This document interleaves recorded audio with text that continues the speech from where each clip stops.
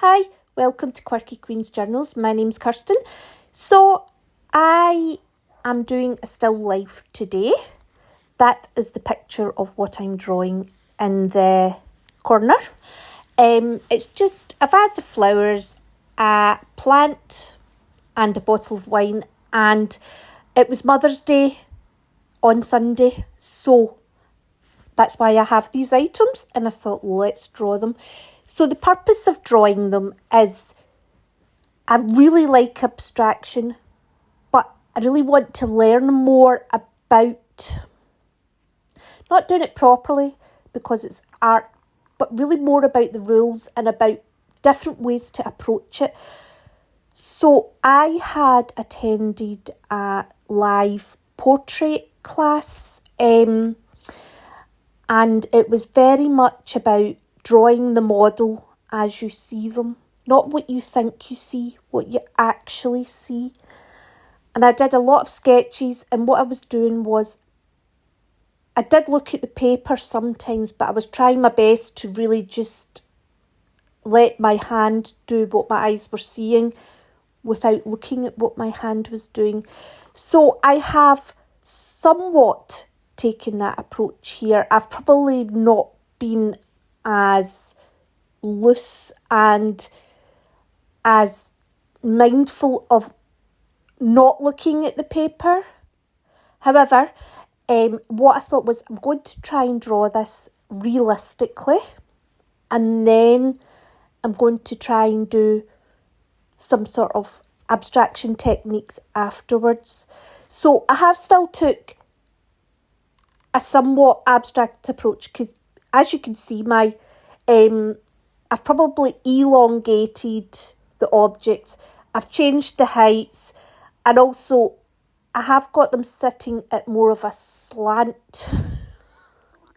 I've changed the perspective, but it still felt like that's what I was seeing, so I went for it. Now, this part's quite long, but I did keep it in because I think it's important. Basically trying to draw realism, I actually found that a lot of the shapes and the lines that I was seeing were quite abstract. Like, I would not draw the leaves, especially of the plant. I think is it a Montserrat plant. I would not have drawn them exactly the way they looked. But see, when you draw them exactly as you see them, it's not like drawing a leaf normally, if that makes sense. I will put the photograph of this at the end as well, just in case anybody wants to follow along or use it themselves as a picture for their own, to draw themselves. Because it is rather lovely. The tulips are beautiful. And the wine is still in the bottle. Anyway, so I found that probably the three objects might have been a bit much, but I found that the flowers, I kind of think, would I want to separate them out more and have less of them, or maybe take it from a different angle, like from the top of the flowers, or maybe have, less of the vase. I don't know. I feel like the flowers and the vase together, there's quite a lot going on. It's very bulky. I think the plant was very good compositionally, because it's the plant I ended up doing once I moved on to the more abstract techniques, because it just, compositionally, it was well balanced, and the shapes themselves they're quite simple shapes. There's space in between them, so that's what I concentrated on, because at the end of the day, when you're trying to learn new things, simple is a good approach. But anyway, drawing this realistically was such a brilliant experience. Really looking at what you're seeing is, it felt like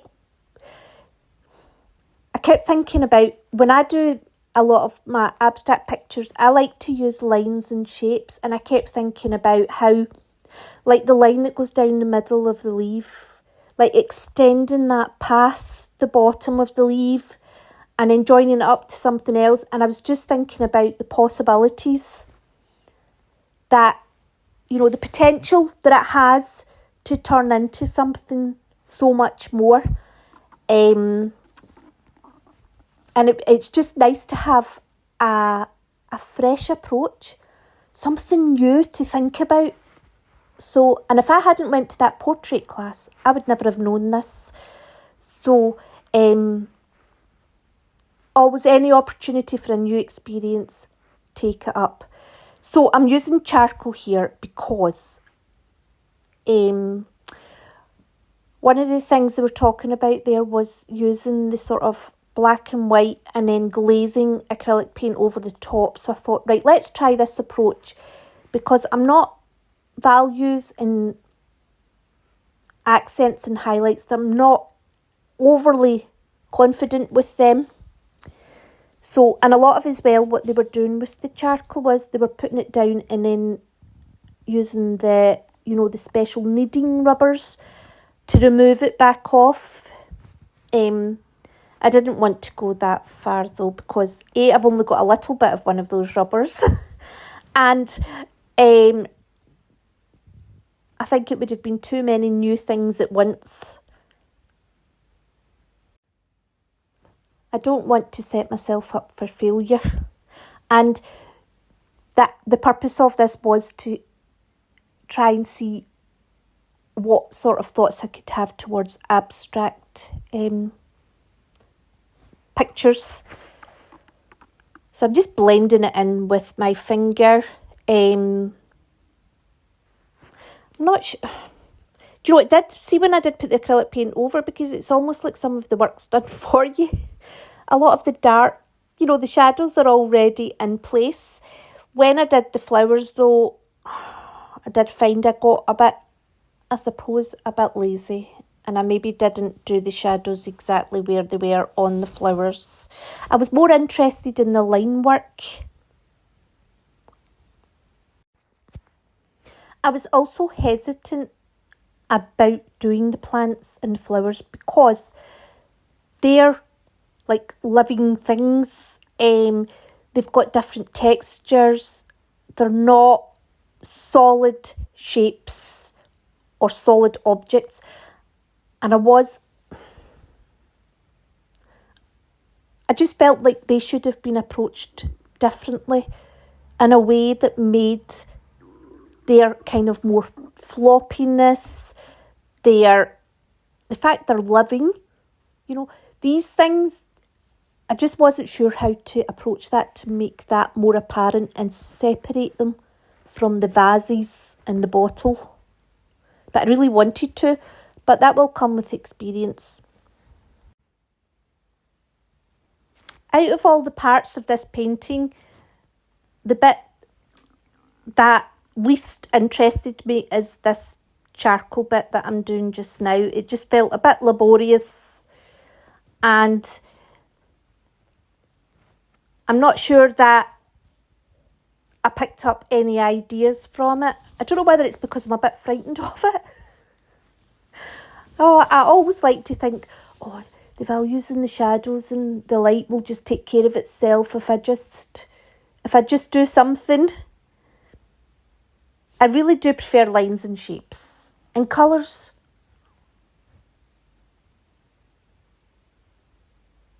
But I felt I should leave this in because it was part of the process. And for other people, the values might be where they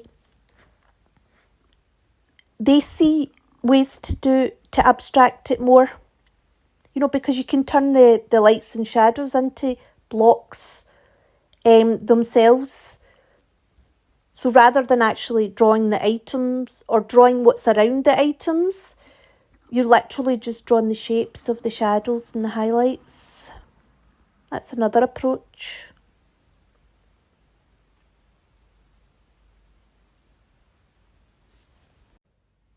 So I'm just adding in a water-soluble graphite pencil and a brush with water, and I'm just sort of blending the graphite and the charcoal a bit, just to so that when I put the paint on it, it doesn't kind of spread it more, and it just to make the edges less sharp. I also did spray it with a bit of my fixative spray. Some people do use hairspray, especially if it's not an important picture, just so that the charcoal didn't move about when I added the paint in. I'm not very, I very rarely use charcoal. It's not, I think it's because I find it so hard to control, and it is, I think it is more designed to be used with the rubber, you know, the special rubber, to actually remove it. So it's that part of it that makes the pictures.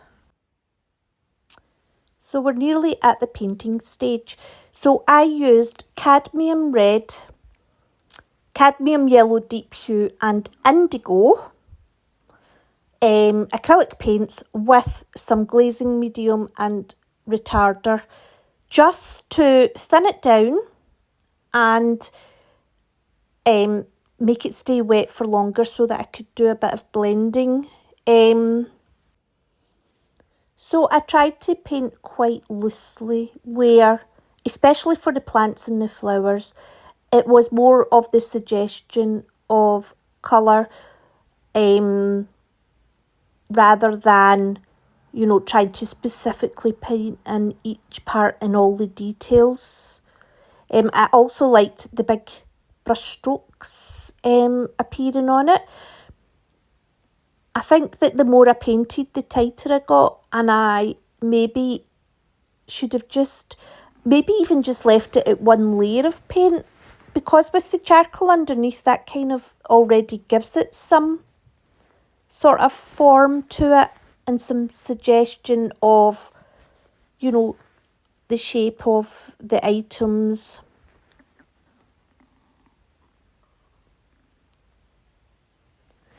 So obviously that vase was white, but, you know, I didn't want it to be white, so I made it kind of grey. And what I've done is I've tried to kind of use, you know, the blue vase, the red bottle, and a kind of more yellow, smaller vase, just to keep some brightness in the picture. I do actually like the way the paint sits on top of that charcoal. It's it definitely, I think it looks a lot more detailed than it does when I try and put in the darks and the lights with paint. So I think that's something that I'll use more in the future. And I also think that they look almost whimsical. They look less solid on the paper than they did in the picture, but they still look like vases in a bottle.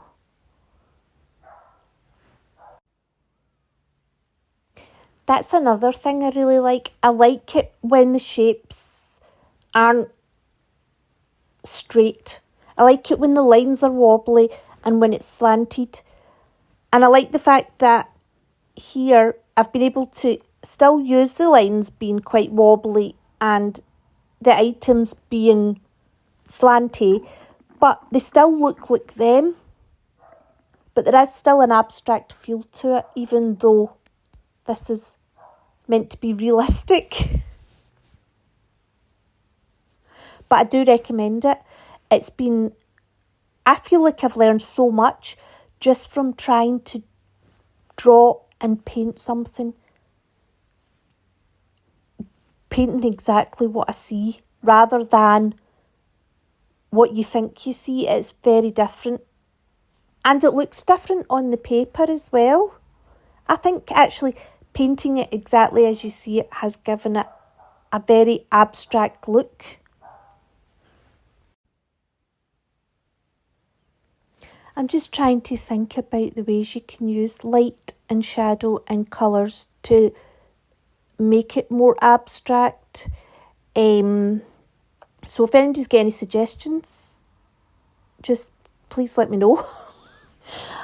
I'm always wanting to try new things, and anything that makes me better is something that I want to know. So I'm using a white soft pastel. You need to excuse my dog. There's a cat or something walking by, and she's having a field day. It's the highlight of her life when something moves outside. Yeah, so this is a white soft pastel, and I've used far too much of it. I was wanting to steer clear of the white paint because I wanted to keep it to be quite translucent, and I kind of didn't want... See the way this is adding a sort of milky look to it? I kind of didn't want that. I wanted the colours to be quite raw looking in just those three colours, which is why I've used the soft pastel instead of paint, because I thought, oh, that might have a similar effect to the charcoal. And I think it might have done if I'd used less of it, but I've just went a wee bit crazy with it. I do rub some of this off. I end up getting a towel, and see, when I've rubbed it off there, it's actually... I just think it's gave a matte effect rather than a highlighted effect. On the bottle though, it's looking quite good in the bottle. There's too much in the little vase, not enough in the big vase, and the bottle's just right.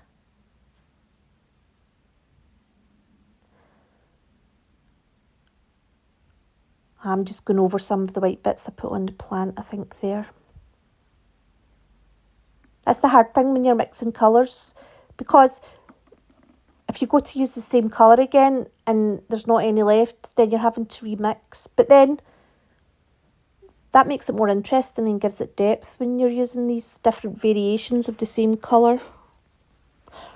That could be a way to think about abstraction, actually, with colour.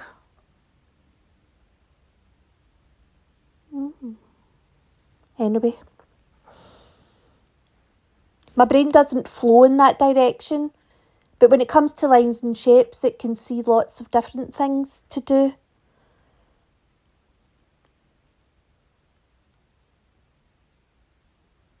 It must be to the way we look at things. So some people, the shadow and the light will be the most intense part.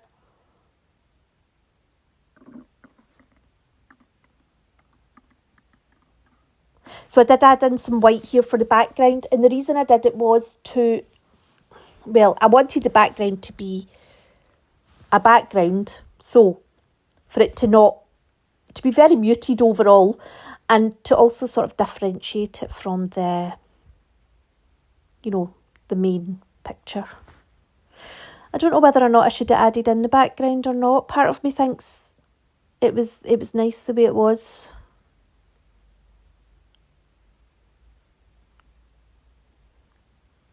I also, I wanted to do the background afterwards as well, because when you think about the edges of the flowers and the plants, etc., and then you're trying, what do you do there with the background? That's another opportunity to think more abstractly about sort of where one object ends and another one starts.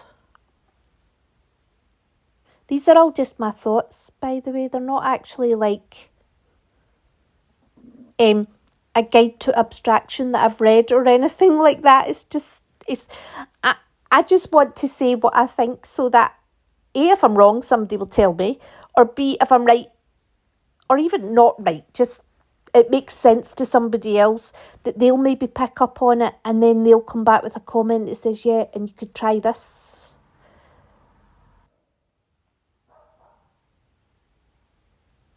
So I end up going back in and then trying to, I suppose, I've went over some of the plants and the bottle, etc., with the background paints. I go back in with the object paints. And then it's just it's almost like a sort of game, a dance back and forth between the background and the plants.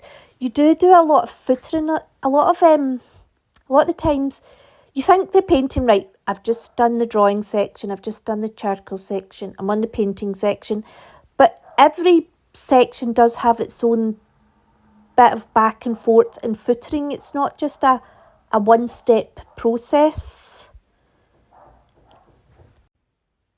So I do go back in and add an outline again with the pencil, and I try and hold it in a way that's, well, it's becoming more natural now because I do it all the time, but you would consider it to be an unnatural way to hold your pencil. Just to try and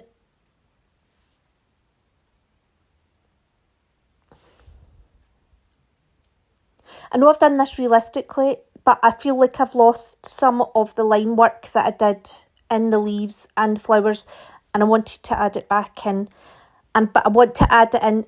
I feel like the vases and the bottle, the line work on them is much more like I prefer, and I wanted the plants and the flowers to reflect that as well. And this is the last stage before we go on to the, just taking the plant and trying to do some more abstract techniques with that.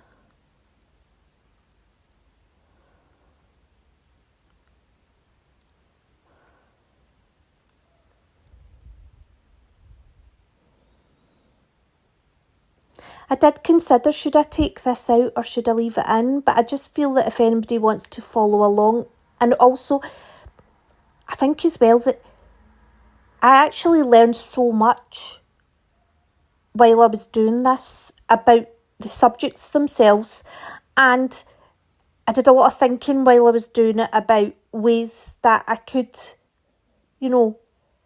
make this look more abstract. And although I feel like it might be a bit boring for you to watch, I actually think that it was such an important process to go through, and that's part of the reason that I've left it in as well. It's to kind of highlight, really, you should really do this because I learned so much from it. And I think adding in the lines again to the flowers and the plants, it just gave me another opportunity to get to know them, to look at the shapes again. Because it doesn't feel like I'm drawing flowers or leaves when I'm doing it. I know that might sound strange because that's exactly what I'm doing. But because I'm looking at it, it's just exactly what they are, the lines exactly as they are, then it doesn't feel like you're drawing leaves and flowers. So I'll be doing a lot more practice of drawing something that I'm looking at but not looking at the paper at the same time. I think that's really going to help me make better abstract art pictures because I'm going to be used to seeing shapes as they really are rather than the way that I think they are, and that can only improve things. I'm just using a bit of charcoal again I'm doing that dance. I'm just footering. Move on. I do think it helped though, to be fair. There we go. So for this one, I do the vase of flowers and the plant. So the idea here was to actually exaggerate the lines, make them more wobbly. That is a China marker. So the China marker's permanent, so when you put water over it, it won't move. And also it does tend to show through the paint, well, the acrylic paint anyway, so I like using it. I like the way it holds in your hand. So anyway, I'm off at a tangent. The idea was to concentrate on the lines and the shapes. So I've lost, like, I haven't put in any of the stalk detail or the leaf detail. It was more about trying to get the wiggliness of the stalks and trying to get the, you know, the leaves, but really enhance the kind of more surprising parts of how the lines of the leaves sit, if that makes sense. Like, the one that's hanging out on the left hand side is almost got a flag look to it, but it's definitely the leaf and it's definitely how it looks. So this vase here, I kept it in. I do start it again because I've not left enough room at the top and I couldn't really get the leaves and the flowers to sit in a way that, do you know, I think if I'd left it there, it might have been okay, but I've added in a great big flower head and it just, the composition of it didn't feel right. So I think without that big flower head that it would have worked.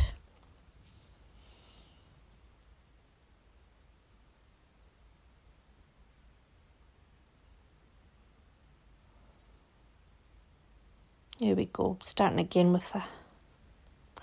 I think that the one that I've just threw away, I think was more interesting.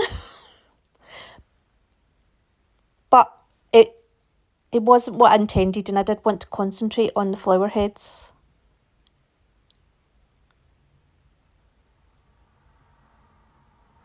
I love wobbly lines so much. Wobbly lines, but in a way that they still look solid. The what you're drawing doesn't look really fragile, even though the lines are wobbly. I like that.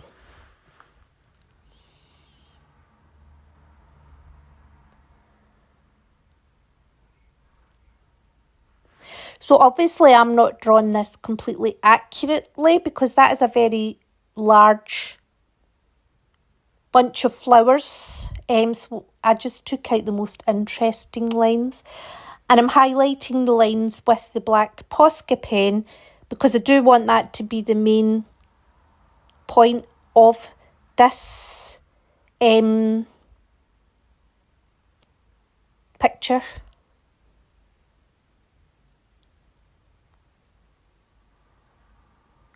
That leaves a fantastic leaf, the way it sits. I think it almost looks like, you know, a head that's hanging, sadly, or embarrassed. So these look quite simple and they were very quick to draw. However, I wouldn't have been able to create this if I hadn't spent so much time already trying to draw them more realistically and trying to really see them as they are.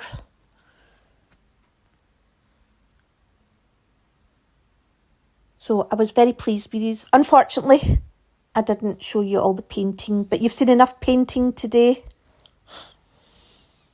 So now I'm just going to do the plant and I'm just going to try and simplify it. Like the lines and the shapes, but I do use the charcoal again to try and see what I can do with the light and shadows. When I'm doing these drawings for the wobbly lines, another thing I try and do is not touch the page with my other hand so that the page moving about adds another element of, I suppose, being unpredictable in the lines.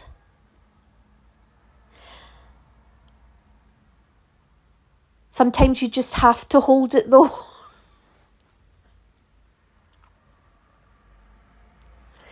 And with this one as well, I extend the lines down. Do you know, I'm looking at the picture in the top left hand corner of the plant and I actually think that it's got more depth than it did in the original one. It actually looks more 3D. I wonder if it's because it looks like we're looking more on the top of the vase rather than from the side. I like the perspective in the top left-hand corner one. So I'm using charcoals and a water-soluble oil pastel on this one. I use a yellow water-soluble oil pastel for the lights. I'm thinking instead of the charcoal, I should have used a dark blue or something. You know, a very dark colour. Just to see how they would have compared.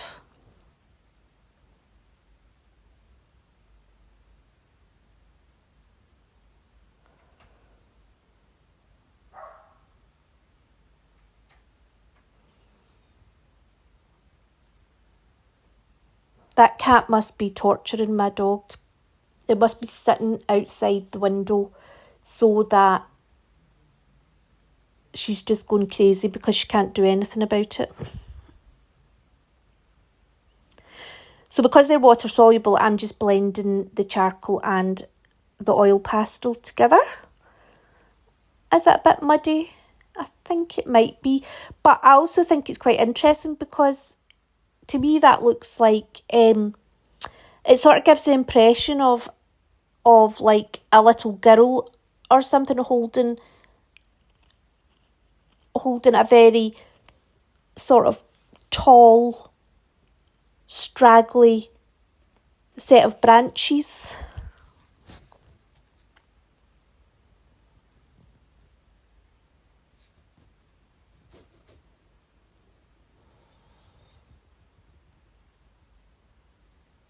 That was just some green water-soluble oil pastels. I'm definitely going to do more of this, but I'm going to change the angle that I'm looking at the vases.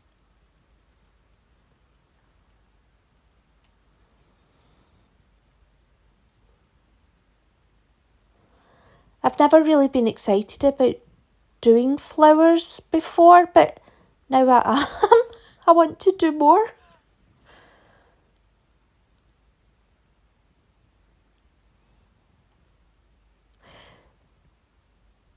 So that's me simplifying it again and making the shapes more sharp. So they're very defined edges and they're less complex. I also keep the colour quite solid on these ones as well. And then what I do is I trace it and I cut out some shapes of it and then I use them on the jelly plate.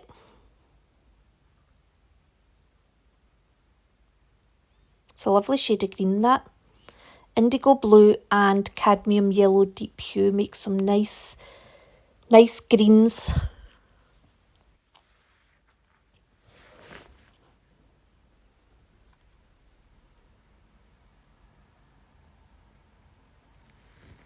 I like those. So this is me just basically making the barest of shapes, and I have removed the stalks as well.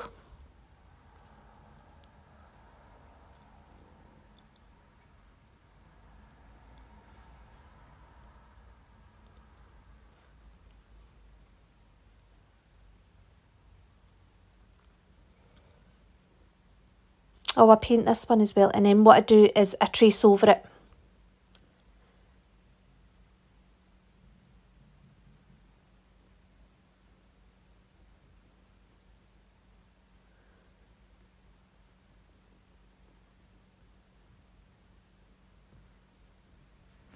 So there you go. You wouldn't know that just came from a vase of flowers. A plant, sorry. A plant in a pot. So I can see through that mostly. I can see through it enough to get some idea of the shapes.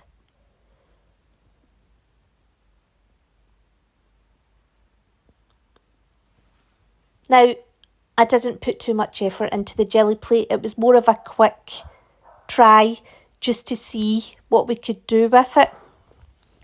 And I just used the paint that's on the palette there. Well, it's not a palette, it's a canvas panel. There we go.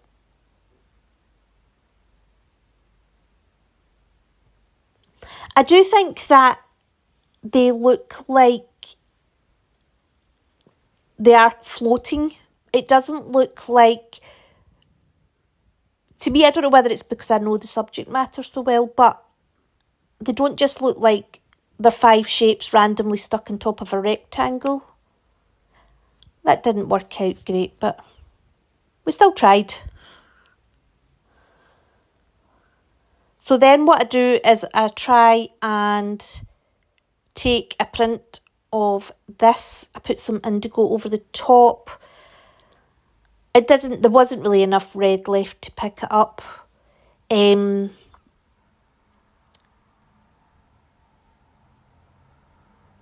So as you can see, it's a bit nothing. But what I do end up doing is I use these pieces to collage onto the picture.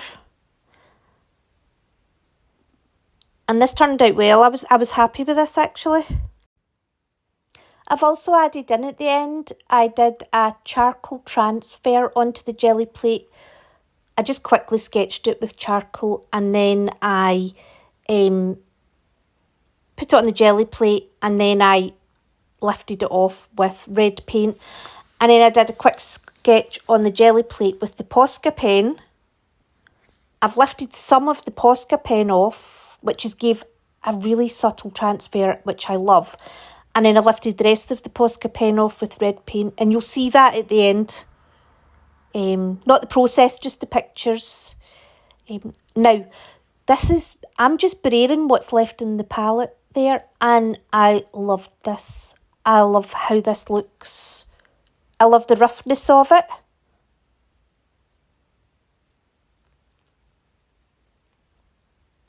Just adding in some indigo and whatever other paint colour is in that. And that's it there.